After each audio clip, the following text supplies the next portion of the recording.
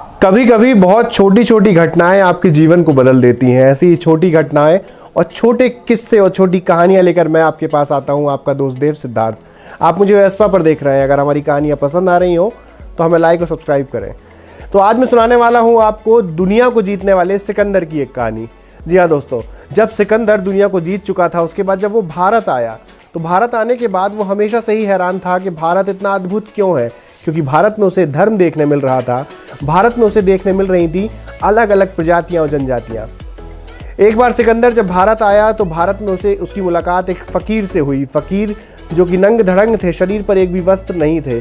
उसे देखकर सिकंदर बहुत ही हैरान हुआ। उसने उस फ़कीर से पूछा कि आखिर तुमने मुझे देख के प्रणाम क्यों नहीं किया? क्या तुम्हें नहीं लगता कि तुम्हें मेरे सामने झुकना चाहिए था, मेरे सामने तुम्हें सिर झुकाना चाहिए था?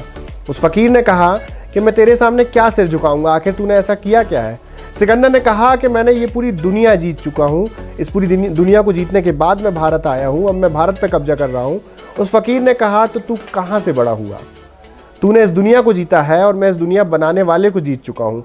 सिकंदर ने कहा कि दुनिया बनाने वाले को तुम जीत चुके हो, उसके बावजूद भी तुम ऐसे नंग धड़ंग रहते हो, कपड़ों में और ज़मीन पर लेटे रहते हो।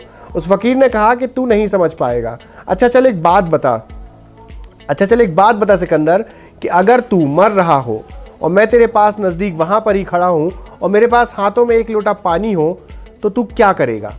सिकंदर ने कहा मैं तुमसे पानी मांगूंगा।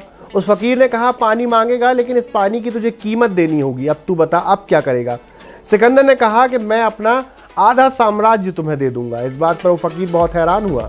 फ़कीर ने कहा कि चल सिकंदर, अब तू ये बता कि अगर तू बिल्कुल मरने ही वाला है और ये जो लोटा है मेरे हाथ में और इसमें जो पानी है, इस पानी से ही तेरी जान बच सकती है, तो तू क्या करेगा?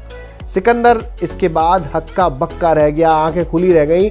उसने कहा कि मैं अपना पूरा साम्राज्य दे दूंगा और उसके बाद मैं आपसे वो पानी ले लूँगा। उस फ़कीर ने कहा कि देख, ये है तेरी औकात सिकंदर, और देख ये है मेरी औकात कि मैंने उसे जीता है जो इस दुनिया को चलाता है, उसके बावजूद भी मैं बिना कपड़ों के ज़मीन पर पड़ा हुआ हूँ। सिकंदर चौंक गया, लेकिन सिकंदर को गुस्सा भी आया। इस बात पर सिकंदर ने अपनी तलवार निकाल ली और तलवार निकाल करके कहा कि तू मेरा असम्मान कर रहा है, मैं तुझे मार डालूंगा। जैसे ही उसने अपनी मयान से तलवार निकाली तो उस फ़कीर ने कहा देख सिकंदर, तू मुझे और कुछ तो नहीं दे सकता।